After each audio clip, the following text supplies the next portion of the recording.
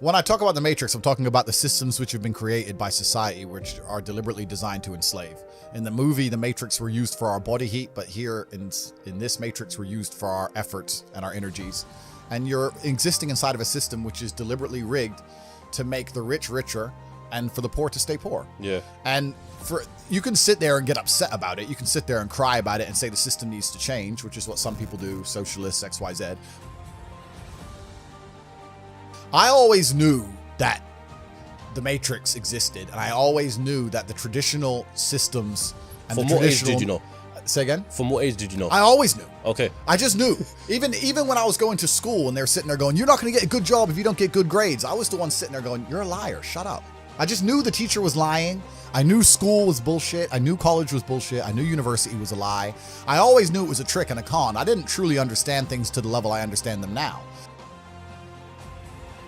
But I had an intrinsic understanding, and I think everybody does. If you're at a gas station and it's 3 a.m. and a Lambo pulls up and a guy gets out of it, you're thinking criminal, drug dealer, gangster. Yeah. You're not thinking, he has a uni degree. So when you see money, people don't even associate the money they see with university. But then they go, I want to make money, so I go to university. It doesn't make sense. And if you speak to the people who are richest, if you speak to the people you know, this is for everyone at home as well, if you speak to the people you know who have the most money and go up to them and say, hey, what made you rich? None of them say school. Do any of them say school made me rich? I got an A in GCSE. Like, who gives a shit? It's bullshit, right? So it's all indoctrination. So I knew it was indoctrination, and for that reason, I was always searching. And if you're searching, you're going to find. When you see somebody that has something you want, you just got to try and work out how they got it. Yeah. And that's the missing part. Most people see people with things they want, and they don't do the second half. They don't try and work out how they got that thing. Oh, my man has a Ferrari. Okay. I wish I had a Ferrari. Okay. They don't sit there and go for an hour, how did he get a Ferrari? It doesn't cross that part is the part they don't want to do, right? They just go, oh, he has a Ferrari. Wish I had a Ferrari. And they go back to TV. Yeah. And that's why they lose.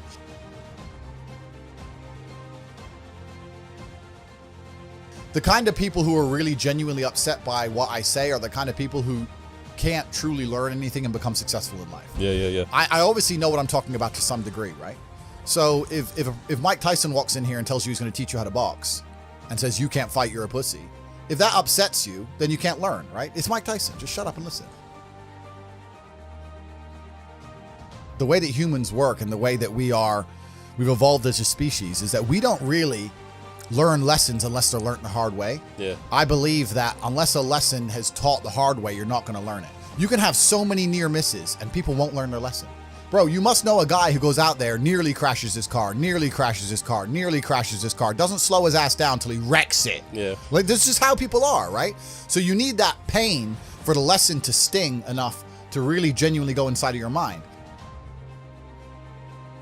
And it's the same with everything. It's the same with driving a car or business.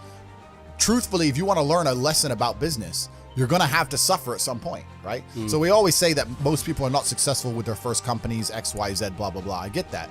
The truth is there's a lot of people who make a lot of money with their first company, but they just spunk it, act an idiot, and it all blows up in their face. And that's how you get the discipline on your fourth company, that when you have 3 million in the bank, you just leave it there. You know, and don't be dumb with it. And that's another thing about opportunities, right? Because you have to be positioned to take advantage of opportunities. Yeah.